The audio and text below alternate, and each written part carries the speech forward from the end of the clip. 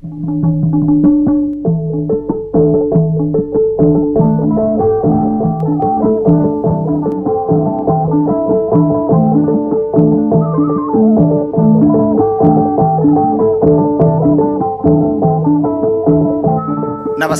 साहित्य संसार कार्यक्रममा हार्दिक स्वागत छ।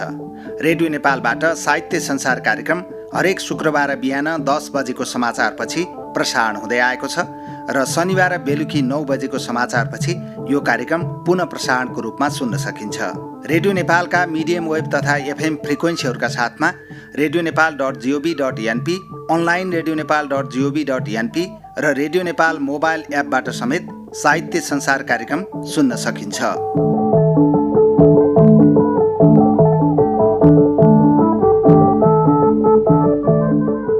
साहित्य संसार कार्यक्रममा आज हामीसँग हुनुहुन्छ साहित्यकार कवि विनोद नेपाल। साहित्यकार नेपालको प्रकाशित कृतिको कुरा गर्दा देश र विदेश नियात्रा सङ्ग्रह, गोदान लौकथा सङ्ग्रह र हल्लै हल्लाको देश कविता सङ्ग्रह सार्वजनिक भइसकेका छन् र संयुक्त कविता सङ्ग्रहको रूपमा छेस्का अथवा भनौँ अभिव्यञ्जना नाममा चाहिँ एउटा सङ्ग्रह प्रकाशित भएको छ। यो संयुक्त सङ्ग्रह हो। आज चाहिँ साहित्य संसार कार्यक्रममा हामी कवि साहित्यकार नेपालको साहित्य लेखन यात्राको सन्दर्भमा कुराकानी गर्छौँ र उहाँका सिर्जनाहरू सुन्छौँ। उहाँलाई स्वागत गर्दै आजको कार्यक्रम प्रारम्भ गरौँ। स्वागत छ यहाँलाई रेडियो नेपालको साहित्य संसार कार्यक्रममा। हस्, धन्यवाद, नमस्कार। साहित्यिक रूपमा हिजो आजको दिनचर्या कसरी बितिरहेको छ, यसैबाट आजको कुराकानी सुरु गरौँ। सर्जकको काम चाहिँ पढ्ने र लेख्ने नै हुन्छ प्रायः। हजुर। त्यसो भएर म पनि नयाँ नयाँ कृतिहरू र कहिलेकाहीँ पुराना कृति पनि लिएर पढ्ने र आफूले पनि सक्यो भने केही सिर्जना गर्ने, त्यसमै समय बिताइरहेको छु। हजुर। साहित्य लेखन सुरु गर्दाको प्रारम्भिक दिनलाई आज आएर सम्झँदा कस्तो अनुभूति हुन्छ? के रहेछ साहित्य लेखन यात्रा? लामो समय साहित्यिक सिर्जनामा यहाँ लागिसक्नु भएको छ, लामो अनुभव छ। साहित्य लेखनको सुरुवात मैले 30 को दशकको अन्त्यतिरै गरेको हुँ। हजुर। 40 को प्रारम्भमै मेरा रचनाहरू प्रकाशन हुन थालेका हुन्। राष्ट्रिय स्तरका पत्र पत्रिकाहरूमा प्रकाशित हुन्थे त्यतिखेर लामाभन्दा छोटा रचनाहरू, 4 पङ्क्तिका रचनाहरू साप्ताहिक पत्रिकाहरूमा छापिन्थ्यो। कुनै कुनै साप्ताहिक पत्रिकाले त कविता, अलि लामा कविताहरू पनि छाप्थे। त्यसो भएर त्यतिखेर लेख्दाखेरि प्रकाशित गर्ने काम गाह्रो थियो। हजुर। किनभने काठमाडौँ केन्द्रित थिए धेरैजसो प्रकाशन गर्न सजिलो थिएन। लेख्नको लागि त पढिन्थ्यो, लेखिन्थ्यो। त्यतिखेरको कुरा अब अलि लामो हुनसक्छ। त्यतिखेर प्रकाशनको लागि पठाउने भनेकै त्यतिखेर यो प्रविधि थिएन अहिलेको। लेख्नु, त्यसलाई कार्बन राखेर आफूसँग एक प्रति राखेर हुलाकमा गएर टिकट टाँसेर त्यसलाई पोस्ट गरेर पठाउनु, पठाइसकेपछि त्यो प्रकाशित भयो भएन भन्ने पनि थाहा नहुने अवस्था थियो। हजुर। त्यस्तो बेलामा एक किसिमले भन्नुपर्दा साहित्य लेखन र प्रकाशनको हकमा त्यो सङ्घर्षपूर्ण समय नै थियो। सँगसँगै अर्को कुरा, अहिले जस्तो खुला समाज थिएन। राजनीतिक परिवेश पनि अलिकति प्रतिबन्धित जस्तै थियो लेखनका दृष्टिले। हजुर। सन्तुलित लेखन लेख्नुपर्ने हुन्थ्यो, बाध्यता हुन्थ्यो। त्यसो भएर अहिले जस्तो खुला जुनसुकै विषयमा लेख्न पाइने अवस्था नहुँदा एक किसिमले भन्ने हो भने चुनौतीपूर्ण नै थियो लेखनको प्रारम्भिक समय। केले आकर्षण गर्यो साहित्यमा लाग्न चाहिँ? म साहित्यतिर लाग्छु अथवा कविता लेख्छु, कथा लेख्छु भनेर त्यो सोच चाहिँ कसरी आयो? त्यो सोच आएको कुरा गर्दा म कक्षा 8मा पढ्दै थिएँ, सायद 2034 सालमा कक्षा 8मा पढ्दै थिएँ। त्यति बेला विद्यालयमा अतिरिक्त क्रियाकलाप अन्तर्गत विद्यार्थीहरूसँग कविता प्रतियोगिता गराइयो विद्यार्थीहरूबाट। म अध्ययनरत विद्यालयमा। अनि कतै कुनै पत्रिकामा मैले पढेको, कसैले लेखेको कवितालाई हेरेँ मैले।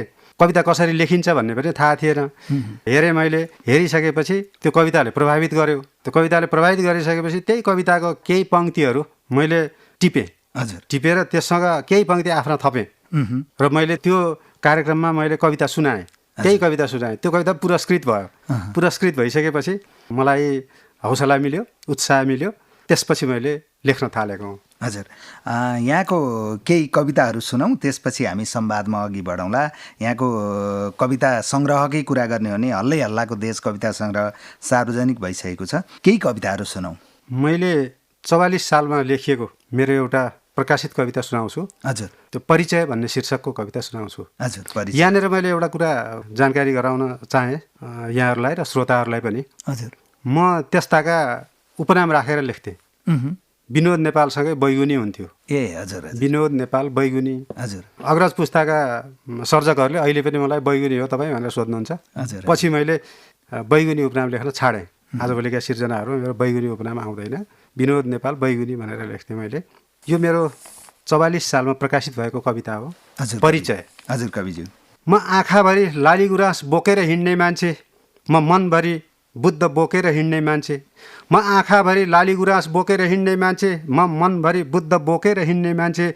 सगरमाथा जस्तो उच्च शिर भएको, छातीभरि भिर पाखा बोकेर हिँड्ने मान्छे। सुन्दरताको लागि माछा पुछ्रे र अन्नपूर्ण छन् मसँग, फेवा रूपा र बेगनास छन् मसँग। स्वयम्भूको आँखाले न्याय अन्याय हेर्ने भूमिको, स्वयम्भूको आँखाले न्याय अन्याय हेर्ने भूमिको। म मान्छेमाथि माया बोकेर हिँड्ने मान्छे। कोशी र गण्डकीमा डुबुल्की मार्दै, कोशी र गण्डकीमा डुबुल्की मार्दै, काली र कर्णालीमा नुहाउँदै, म त बुद्धको शान्ति बोकेर हिँड्ने मान्छे। नछौ मलाई युद्धका हातहरूले, नछौ मलाई युद्धका हातहरूले, विद्रोहका आवाजहरूले। सुन्दर शान्त र विशाल यही आकाशमुनि सगरमाथा झैँ चुलिएर बाँच्न चाहने, म त मान्छे भरिभरि अटाएर जिउन चाहने एउटा मान्छे प्रेमी मान्छे। सगरमाथा झैँ चुलिएर बाँच्न चाहने, म त मान्छे भरिभरि अटाएर जिउन चाहने एउटा मान्छे प्रेमी मान्छे। हजुर परिचय शीर्षकको 2044 सालमा यहाँले लेख्नु भएको कविता, प्रकाशित भएको कविता यहाँले सुनाउनु भयो। तपाईँको लेखन यात्राको कुरा गर्दा यहाँले अघि पनि भन्नुभएको थियो 40को करिब 40को दशकबाट 30को दशकको अन्त्यतिर र 40को दशकको सुरुवातबाट चाहिँ यहाँले साहित्यिक लेखन प्रारम्भ गर्नुभयो। कथा र कविता लेखनबाट चाहिँ साहित्य सिर्जनामा लाग्नु भएको देखिन्छ होइन। यहाँको प्रकाशित कृतिको कुरा गर्दा चाहिँ यहाँले नियात्रा प्रकाशन गरेर चाहिँ आफ्नो प्रकाशन सुरु गर्नुभयो। कविताभन्दा नियात्रातिर लोभिनुको कारण चाहिँ? यो एउटा गजब प्रश्न गर्नुभयो।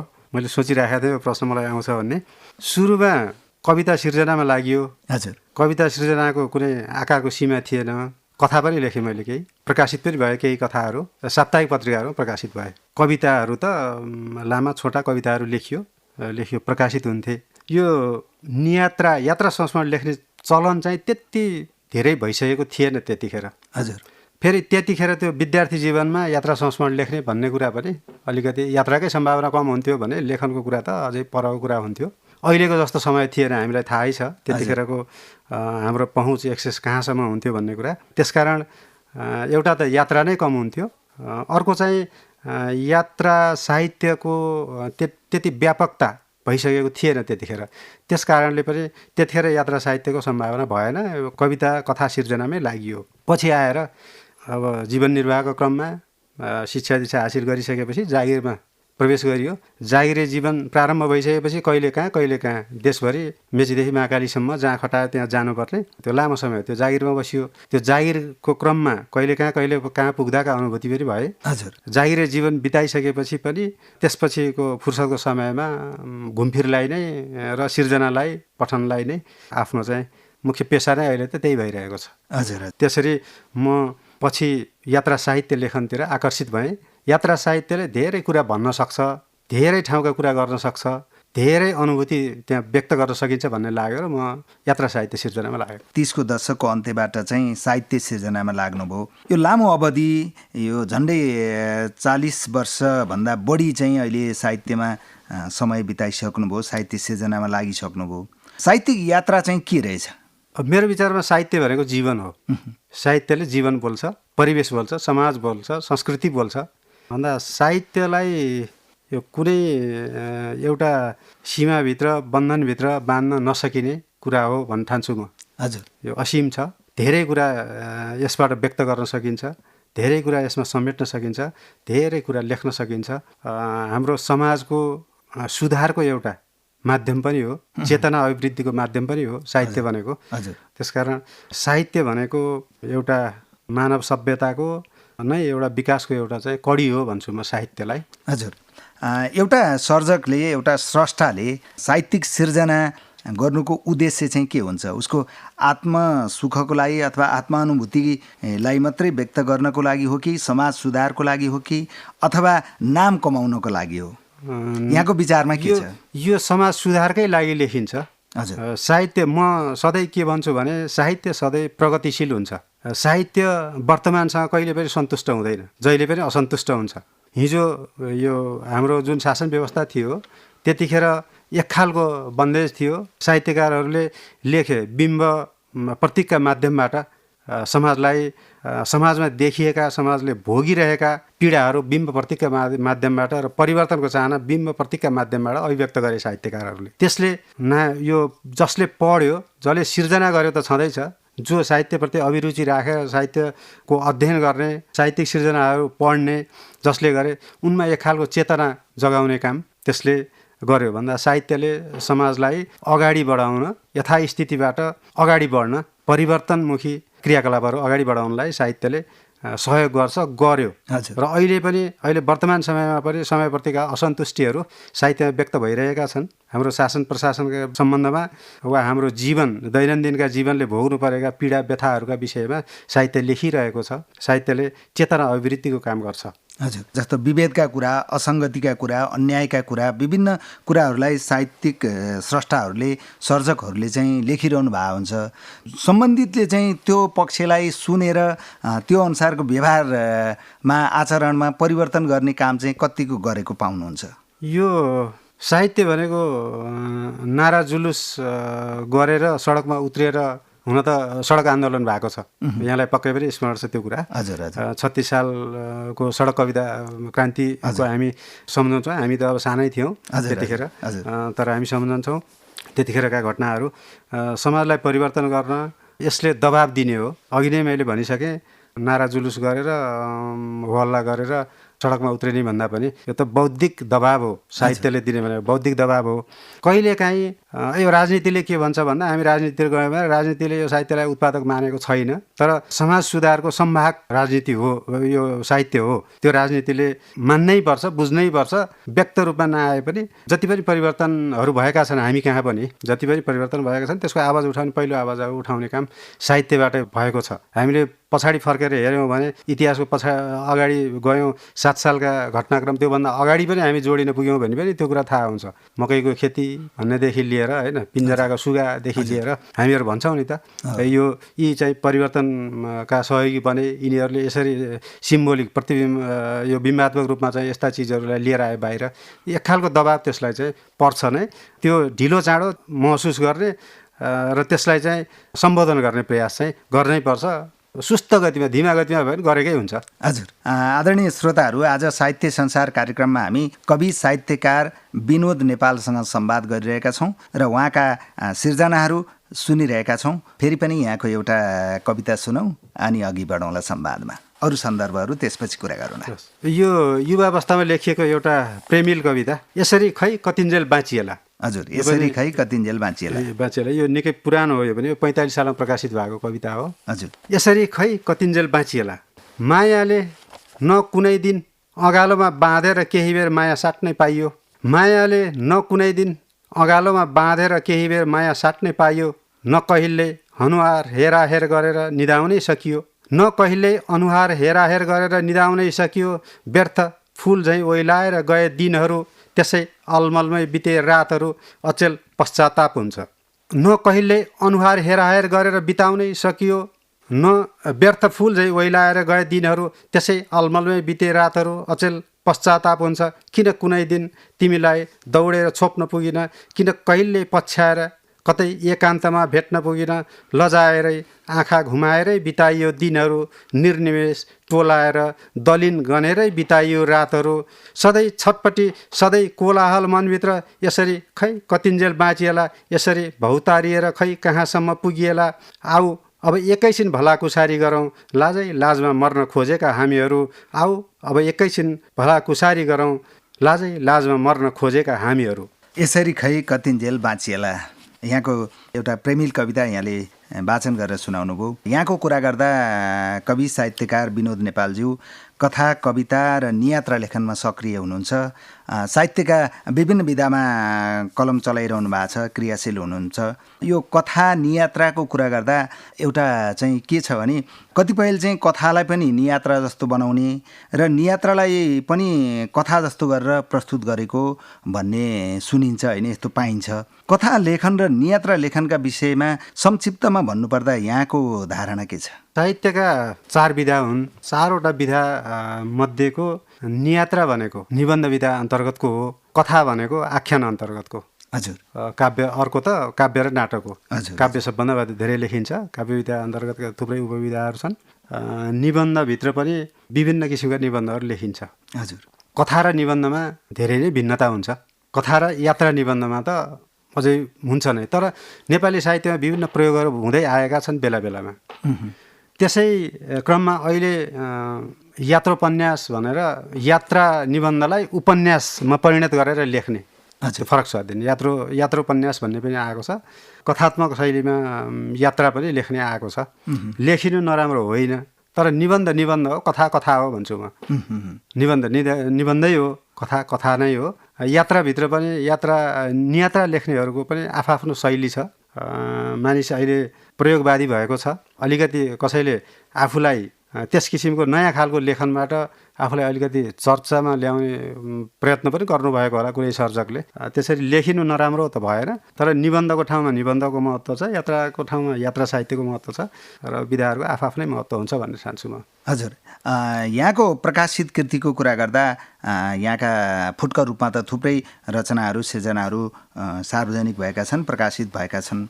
सङ्ग्रहकै रूपमा जस्तो अघि मैले सुरुमा नै उल्लेख गरेका थिएँ, यहाँको नियात्रा सङ्ग्रह देश र विदेश, लौकथा सङ्ग्रह गोदान, त्यसै गरी हल्लै हल्लाको देश कविता सङ्ग्रह प्रकाशित भएका छन्, सार्वजनिक भएका छन्। यहाँले आफ्ना कृतिहरूलाई संक्षिप्तमा सम्झाउनु पर्दा कसरी स्मरण गर्नुहुन्छ, कसरी सम्झनुहुन्छ प्रकाशित भइसकेका कृतिहरूलाई?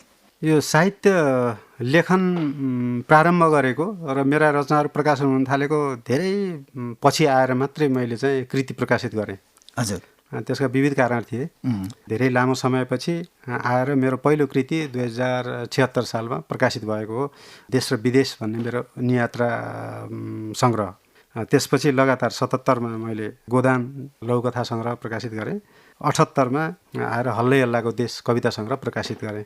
अचेल कृति प्रकाशन यो प्रविधिकै कारणले पनि हो, अलिक सहज भएको छ। आर्थिक रूपले सक्षम कोही छ भने उसले चाहिँ आँटेर आफैले चाहेर प्रकाशक पाउने भन्ने कुरा त आफ्नो कुरा भयो।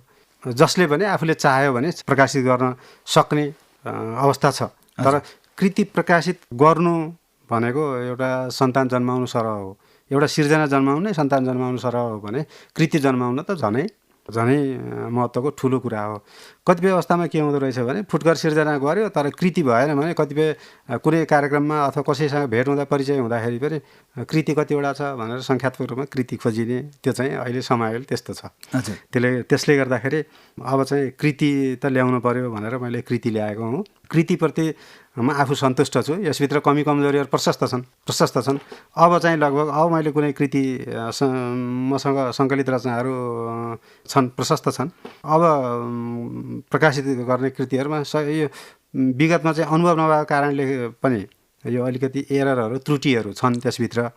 अब चाहिँ एउटा परिपक्व र चाहिँ यो त्रुटि एकदम न्यून त्रुटि सहितको कृति प्रकाशित गर्नुपर्छ भन्ने सोचाइमा म छु। कृति प्रकाशित गर्दा कृति आइसकेपछि परिचय चाहिँ हुँदो रहेछ। कृतिले परिचय गराउँदो रहेछ। यहाँको गोदान लौकथा सङ्ग्रह होइन त प्रकाशित भएको छ। एउटा लौकथा वाचन गरेर सुनाइदिनुहोस् न। यहाँकै आवाजमा सुन्न चाहन्छौँ हामी। कुन शीर्षकको कथा सुन्छौँ हामी? मैले हट शीर्षकको एउटा लघुकथा सुनाउँछु। हजुर। हट। आफूले सोचे र चाहे जस्तो परिणाम नआएपछि रन्थनिएका उनले ज्योतिषी बोलाए र आफ्नो ग्रह दशा राम्रोसँग हेरिदिन आग्रह गरे। ज्योतिषी छक्क परे, सोधे, किन र हजुर? हजुरले त अर्का मभन्दा पुराना र मभन्दा सिपालु ज्योतिषीलाई आफ्नो ग्रह दशा देखाउने गर्नुहुन्थ्यो। पक्कै पनि उहाँले भनेअनुसार नै सबै कुरा गर्दै पनि आउनुभएको थियो। तर आज अचानक उनले भने मलाई जो इच्छा लाग्छ उसलाई बोलाउँछु, ज्योतिष पनि स्थायी हुन्छ र? त्यो त हुँदैन हजुर, तैपनि ज्योतिषीले भने। उनले हातमा लिएको कागज ज्योतिषीतर्फ बढाउँदै भने, भो अब धेरै कुरा नगर, खुरुक्क यो चिना पल्टाऊ र भन त कुन कुन ग्रह दशा खराब र कुन असल छन्, राहु केतु शनि ग्रह नक्षत्रहरू कसको अवस्था के छ, नराम्रा भए कसरी तिनीबाट मुक्त हुन सकिन्छ, सबै कुरा भन। ज्योतिषीले चिना पल्टाए, सरसर्ती हेरे र अनुहार मलिन बनाए। यो देखेर उनले भने, किन के हो, तिमीले पनि नराम्रो देख्यौ क्या हो, भइगयो पर्दैन, म अर्को ज्योतिष बोलाउँछु। धन्यवाद। हजुर, हट शीर्षकको लघुकथा यहाँले वाचन गरेर सुनाउनु भयो। कवि साहित्यकार विनोद नेपालज्यू, तपाईँको सिर्जनाको कुरा गर्दा मैले अघि नै भने यहाँले नै भन्नुभएको छ, कथा लेख्नुहुन्छ, कविता लेख्नुहुन्छ, अनि यात्रा संस्मरण अथवा नियात्रा लेख्नुहुन्छ होइन। यसमा यहाँ तल्लीन भइरहनु भएको छ, यहाँ क्रियाशील हुनुहुन्छ। साहित्यको कुन चाहिँ विधा चाहिँ बढी प्रिय लाग्छ त यहाँलाई कविता सिर्जना गर्दा अथवा कथा अथवा नियात्रा लेख्दा? अचेल म लघु कथातिर अलिकति आकर्षित भएको छु, अलिक केन्द्रित पनि भएको छु। हजुर, लेख्न सबै लेखिरहेको छु, तर लघु कथाप्रति अलि आकर्षित भएको छु। लघु कथा यस कारणले कि यो समयले अहिले छोटा रचना मन पराउन थाल्यो, छोटा रचना माग्न थाल्यो, प्रविधिले पनि छोटा रचना माग्न थाल्यो। एउटा त मान्छे व्यस्त छ, बेफुर्सद छ, र छोटो समय पढिसकिने रचनाप्रति मानिसहरूको पाठकहरूको आकर्षण बढेको पाइन्छ। अर्को प्रविधिले हातमा हुने मोबाइल ल्यापटपमा सट्ट बसेर स्क्रिनमा एकै पटकमा देखिने रचनाहरूप्रति पाठकहरू चाहिँ अलि आकर्षित हो कि भन्ने। ठुला रचना पढ्ने पाठकहरू निकै कम भए जस्तो लाग्छ आजभोलि। यसको कारण चाहिँ त्यही नै हो, समयले व्यस्त बनाएको छ मान्छेलाई। त्यसकारण मैले पनि लघु कथा लेखनलाई अलिकति गरेको छु, लेख्दैछु, यात्रा संस्मरणहरू छन्, कविता पनि लेखिरहेको छु, तर लघु कथा मेरो प्राथमिकता परिरहेको छ। हजुर, यो 4 दशकको लामो साहित्यिक यात्रामा विभिन्न सिर्जनाहरू पस्किरहनु भएको छ, सार्वजनिक गरिरहनु भएको छ। बाल्यकालमा यहाँको घर परिवारमा अथवा भनौँ आफ्नो परिवेश चाहिँ कतिको साहित्यिक थियो, कस्तो थियो, प्रभाव पार्ने खालको साहित्यिक वातावरण थियो कि थिएन, मैले त्यो जान्न खोजेको। मलाई मेरो बाल्यकालतिर फर्काइदिनु भयो, बाल्यकालको स्मरण गराउनु भयो, यहाँप्रति आभारी छु। सामान्य एउटा मध्यम स्तरीय ग्रामीण परिवारमा जन्मेको हुँ म। हजुर, यहाँ पाल्पामा जन्मिनु भयो? पाल्पामा जन्मेँ, पाल्पाको पोखराथोक भन्ने गाउँमा जन्मेको हुँ। हजुर, हाम्रो पारिवारिक पृष्ठभूमि कुरा गर्दा बुवा हजुरबाहरू पण्डित हुनुहुन्थ्यो। हजुर, उहाँहरू संस्कृत पढ्नुभएको थियो, उहाँहरूले संस्कृत पढेर अलिकति धर्म कर्मतिरको कुराहरू त्यसमा हुन्थ्यो भन्दा पढ्ने वातावरण थियो। उहाँहरूको कारणले पढ्ने वातावरण भयो, प्रशस्त पुस्तकहरू हुन्थे, धार्मिक पुस्तकहरू हुन्थे। त्यसले गर्दाखेरि पढ्नलाई चाहिँ हामीलाई जस्तो शिक्षा हासिल गर्ने कुरामा, विद्यालय पठाउने कुरामा उहाँहरू सधैँ तयार हुनुभयो र हामीले शिक्षा हासिल गर्न पायौँ। उहाँहरू आफै पढ्नु भएको थियो भने हामीलाई पनि पढ्ने अवसर नदिने कुरै भएन र लेखनको लागि पनि यो पढ्नुपर्छ भन्ने भएपछि अनि लेखनप्रति पनि त्यसपछि आकर्षित भइयो। त्यसले नै साहित्य सिर्जना, किताबहरू घरमा हुने भएपछि, पढ्ने चिज भएपछि अनि पढ्नलाई चाहिँ सजिलो भयो। पढिसकेपछि अब लेख्नको लागि त्यसले नै प्रेरणा गर्यो भन्नुपर्छ। हजुर, यहाँले मिठो सन्दर्भ उल्लेख गर्नुभयो। यहाँको एउटा फेरि पनि हामी रचना नै सुनौँ। कुन रचना सुन्छौँ अब? हामी सिंहदरबारभित्र छौँ। हजुर, म सिंहदरबार शीर्षकको एउटा कविता म सुनाउँछु। हस् कविज्यू। नाम ठुलो इतिहास पुरानो, नाम ठुलो इतिहास पुरानो, पहुँचवालालाई सुगम निर्धालाई बिरानो। नाम ठुलो इतिहास पुरानो, पहुँचवालालाई सुगम निर्धालाई बिरानो। अग्ला पर्खाल र बलिया ढोकाभित्र बस्छ, सलाम खाँदै छिर्छन् ठुला बडा, तर ढोकैबाट फर्कन्छन् झिना मसिना। आशा देखाउँछ, आश्वासन बाँड्छ, आदर्श छाँट्छ, उपदेश दिन्छ। जनताको बुई चढेर जनता माथि नै शासन गर्छ। विकेन्द्रीकरणको कुरा गर्छ, अधिकार जति आफैसँग राख्छ। चलिरहन्छ आउने र जाने क्रम, चलिरहन्छ आउने र जाने क्रम। फेरिन्छन् अनुहार तर फेरिँदैन व्यवहार, फुर्सद निकाल्दैन बिलौना सुन्ने। सधैँ व्यस्त छ तैपनि यसैको मुख ताक्नु, यतै फर्केर हेर्नु। धाउनुको विकल्प छैन, किनकि सत्ता यहीँ छ, शक्ति यहीँ छ, शासन यहीँ छ। यहीँबाट चल्छ प्रशासन, यहीँ छ अधिकार, यहीँ छन् ठुला बडा र जे छ यहीँ छ। यहीँबाट चल्छ प्रशासन, यहीँ छ अधिकार, यहीँ छन् ठुला बडा र जे छ यहीँ छ। यो हो सिंहदरबार, सपथोक यहीँ छ, यो हो सिंहदरबार, सपथोक यहीँ छ। हजुर, नेपालको प्रशासनिक केन्द्र सिंहदरबार शीर्षकको कविता यहाँले वाचन गरेर सुनाउनु भयो। अघि यहाँले साहित्यिक कृति प्रकाशनको कुरा गर्नुभएको थियो, पुस्तक प्रकाशनको। कतिपयले चाहिँ साहित्यिक कृति निकाल्नु भनेको चाहिँ खर्च गर्नु मात्रै हो एउटा स्रष्टाले, होइन भनेको पनि सुनिन्छ। नेपाली साहित्य फाँटमा चाहिँ साहित्यिक सिर्जनाको थोरै भए पनि मूल्य पाउने अवस्था अझै बनेको छैन भन्ने सुनिन्छ, होइन किन होला? अथवा यस सन्दर्भमा यहाँको धारणा चाहिँ के छ? प्रकाशित भएका हरेक सबैजसो कृतिहरू एकै किसिमले बिक्री हुँदैनन् पक्कै पनि। त्यो भनेको एक किसिमले भन्यो भने खर्च जस्तै मात्रै पनि हो। किनभने एउटा त कृतिको स्तरीयताको कुरा पनि होला। पाठकले त कृति प्रकाशित भयो भन्दैमा सबैले सबैका कृति पढ्छन् भन्ने भएन।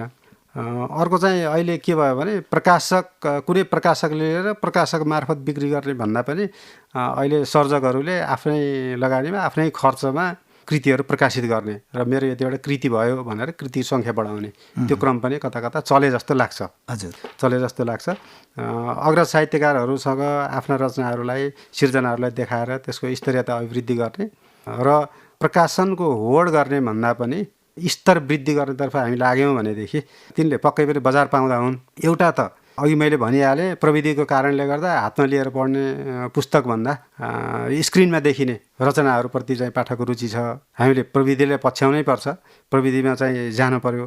अर्को कुरा चाहिँ हामीले स्तरलाई पनि अलिकति गरेर सधैँ सामान्य सबैले लेखिरहेको चिजभन्दा अलि फरक खालको दिन सकियो भने, फरक खालका विषयवस्तु समेटेर दिन सकियो भने ती चाहिँ बिक्न सक्छन्। नत्र भने त एउटा सम्बन्धको लागि मात्रै हो। मैले तपाईँलाई चिनेको छु, जानेको छु भने तपाईँलाई दियो, तपाईँको कृति लियो, अथवा अरूलाई ल मेरो पढिदिनुहोस् न भनेर दियो। त्यो पढिन्छन् कि पढिन्नन् त्यो पनि भन्न सकिने अवस्था छैन। हजुर, लामो समय 4 दशकभन्दा बढी साहित्य सिर्जनामा बिताइसक्नु भएको छ। नेपाली साहित्यको वर्तमान अवस्था चाहिँ कस्तो देख्नुहुन्छ एउटा सर्जकको हिसाबले? राम्रो प्रश्न गर्नुभयो। यो साहित्य सिर्जनाको भविष्य त उज्जवल छ। साहित्य सिर्जनाको भविष्य उज्जवल छ। मैले जहिले पनि भन्छु साहित्यले प्रगति चाहन्छ, साहित्यले अग्रगति चाहन्छ, साहित्यले परिवर्तन चाहन्छ र साहित्य सर्जकहरूको सङ्ख्या बढ्नु, कृतिहरूको सङ्ख्या बढ्नु, साहित्य सिर्जना हुनु भनेको पनि धेरै राम्रो। अब यहाँनिर मैले यहाँहरूकै संस्थासँग पनि जोड्न चाहन्छु। यहीँभित्र हामीले त्यतिखेर हामीले साहित्य संसार कार्यक्रम सुन्थ्यौँ। हजुर, बिहानमा कार्यक्रम आउँथ्यो यो। हजुर, सायद 15 मिनट कति हुन्थ्यो यसको समय त्यतिखेर। हजुर, लामो समय थिएन। तर अहिले यो रेडियो नेपाल भित्रैबाट पनि साहित्यका विभिन्न विधाका कार्यक्रमहरू चलिरहेका छन्। हजुर, मुक्तको अलग्गै कार्यक्रम छ, यो साहित्य संसार आफ्नो ऐतिहासिक कार्यक्रम आफ्नो कार्यक्रम चलेकै छ, गजलको छुट्टै कार्यक्रम छ। भनेपछि यो समयले मागेको कुरा हो, यो साहित्यले प्राथमिकता पाएको कुरा हो नि यो त। यसै गरी आजभोलि त अब त्यतिखेर रेडियो नेपाल एक मात्र थियो माध्यम भनेदेखि अहिले चाहिँ अरू पनि थुप्रै सञ्चारका माध्यमहरू धेरै छन्। रेडियो टेलिभिजनहरू सबैतिरबाट चाहिँ यो साहित्यले चाहिँ स्थान पाएको छ। पत्रिका प्रकाशनको हकमा पनि त्यतिखेर निकै गाह्रो थियो, किन काठमाडौँ केन्द्रितै थिए धेरै जसो प्रकाशनहरू, बाहिरतिर थिएन। अहिले त बाहिरतिरबाट पनि आइराखेको छ। त्यसो भएर साहित्यको व्यापकता आशा लाग्दो छ, सबैतिर छ। हामी चाहे मेची बसौँ चाहे महाकाली बसौँ, जहाँ बसे पनि हामीले चाहिँ साहित्य सिर्जना गर्ने, प्रकाशित गर्ने हामीलाई अवसर छ। सिर्जना भइरहेका छन्, कार्यक्रमहरू भइरहेका छन्। त्यसले समाजमा चेतना अभिवृद्धिको काम गर्दै समाजलाई चाहिँ एउटा विकासको दिशातर्फ समाजलाई विकसित गर्ने काममा सहयोग नै पुर्याइरहेको अवस्था छ। अत्यन्त राम्रो उत्साहजनक अवस्था छ भन्छु म। हजुर, साहित्यकार कवि विनोद नेपालज्यू, हामी आजको यो संवादको करिब करिब अन्तमा छौँ। रेडियो नेपालको साहित्य संसार कार्यक्रम मार्फत आफ्ना सिर्जनाका पाठक र रेडियो नेपालका श्रोताहरूलाई के भन्नुहुन्छ? मैले साहित्य पढ्नुहोस् भन्छु, साहित्य लेख्नुहोस् भन्छु सबैलाई। जे सकिन्छ लेखौँ। हजुर, जे सकिन्छ लेखौँ। जुन क्षेत्रमा कलम चलाउन सकिन्छ चलाउँ, लेखौँ, सिर्जना गरौँ। भाषा र साहित्यको सेवा भनेको, भाषा र साहित्य भनेको हाम्रो पहिचान हो, नेपालीको पहिचान हो। नेपाली भाषा र नेपाली साहित्य भनेको नेपालीको पहिचान हो। त्यसकारण हामीले लेखौँ, सिर्जना गरौँ। आफ्नो सिर्जना आफ्ना लागि, सबैको लागि महत्त्वपूर्ण हुन्छ। आफ्ना सिर्जनाले अरूलाई प्रभावित गर्न सक्यो भने त्यसले अर्कै स्थान पाउँछ। यो परिचय गराउने माध्यम पनि हो। अघि नै पनि यहाँले सोध्नु भएको थियो, प्रश्न गर्नुभएको थियो मलाई, आफ्नो नाम मात्रै चलाउने हो कि अरू केही पनि दिने भने समाजलाई दिनुपर्छ। त्यसकारण यो सिर्जना मार्फत समाजलाई केही दिनुपर्छ। हामीले एउटा के छ भने कृति र कीर्ति भन्छौँ नि हामीले दुईटा, होइन? घाँसी कुवाको कुरा गर्छौँ हामीले, त्यसले प्रेरणा दियो, त्यो कीर्ति थियो। हजुर, हामीले साहित्य सिर्जना गरेर पुस्तकाकारमा दिन सक्यौँ भने त्यो कृति भयो। हजुर, त्यो हामी जहाँ गए पनि यो अमर रहन्छ, हामीले लेखेका अक्षरहरू अमर रहन्छन्। त्यसकारण साहित्यमा हामीले चाहिँ साहित्य सिर्जनामा, साहित्य पठनमा अरू केही गर्न सकिन्न भने कमसेकम लेखेका सुनेका कुरामा प्रतिक्रिया जनाएर मात्रै पनि साहित्यको सेवा गर्न सक्छौँ। त्यसो भएर सबैले कलम लिनुपर्छ, पढ्नुपर्छ, पुस्तक लिनुपर्छ, पत्रिका लिनुपर्छ, पढ्नुपर्छ र भाषा र साहित्यको सेवा गर्नुपर्छ भन्छु। र यो साहित्यिक कार्यक्रमको निरन्तरताको लागि रेडियो नेपाल र यहाँहरू सबैलाई मैले धन्यवाद दिन चाहन्छु। हजुर, आदरणीय श्रोताहरू, रेडियो नेपालबाट साहित्य संसार कार्यक्रम सुन्दै हुनुहुन्छ। कवि साहित्यकार विनोद नेपालसँग संवाद गर्दैथ्यौँ। कवि नेपालले आफ्नो साहित्य लेखनको सन्दर्भमा विविध पाटोहरूको उल्लेख गर्नुभयो र केही रचनाहरू पनि वाचन गरेर सुनाउनुभयो। कवि साहित्यकार विनोद नेपालज्यू रेडियो नेपालको साहित्य संसार कार्यक्रमलाई समय दिएर रेडियो नेपालको स्टुडियोसम्म उपस्थित भएर आफ्नो लेखनको, साहित्य लेखनको रुचि र लेखनका धारणाहरूका साथमा केही रचनाहरू पनि वाचन गरेर साहित्य संसार कार्यक्रम मार्फत हाम्रा श्रोताहरूलाई सुनाइदिनु भयो। समय र संवादका लागि रेडियो नेपाल साहित्य संसार कार्यक्रमको तर्फबाट यहाँप्रति आभार व्यक्त गर्छौँ। हस्, धन्यवाद, नमस्कार। मेरो तर्फबाट पनि रेडियो नेपाल र यहाँलाई समेत।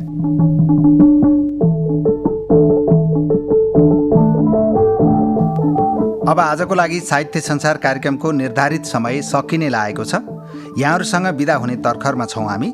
छुट्टिनु अघि आजको कार्यक्रमका विषयमा यहाँहरूको सुझाव प्रतिक्रियाको अपेक्षा गर्दछौँ। कार्यक्रम यहाँहरूलाई जस्तो लाग्यो त्यस्तै सुझाव दिनुहोला। यहाँहरूको सुझावले नै हामीलाई कार्यक्रम निर्माणमा सहयोग पुग्नेछ, मार्गनिर्देश गर्नेछ। त्यसैले कार्यक्रमका विषयमा सुझाव र प्रतिक्रिया पठाउनुहोला। हामीलाई सम्पर्क गर्ने इमेल sahitysansar.radionepal@gmail.com। साहित्य संसार कार्यक्रम सुनेर साथ दिनुभएकोमा तपाईँ सम्पूर्ण श्रोताप्रति आभार व्यक्त गर्छौँ। साहित्य संसार कार्यक्रमका प्रसारण भइसकेका अरू श्रृङ्खला सुन्न चाहनुहुन्छ भने रेडियो नेपालको न्युज पोर्टल अनलाइन radionepal.gov.np मा गएर मल्टिमिडियाभित्रको अडियो सङ्ग्रहमा जानुहोस्। अब आजको लागि भने साहित्य संसार कार्यक्रमबाट म तारा प्रसाद ओस्ती यहाँहरूसँग बिदा हुन्छु। नेपाली साहित्यको श्रीवृद्धिका लागि आफ्नो तर्फबाट सक्दो टेवा पुर्याउँ। फेरि भेटौँला। नमस्कार।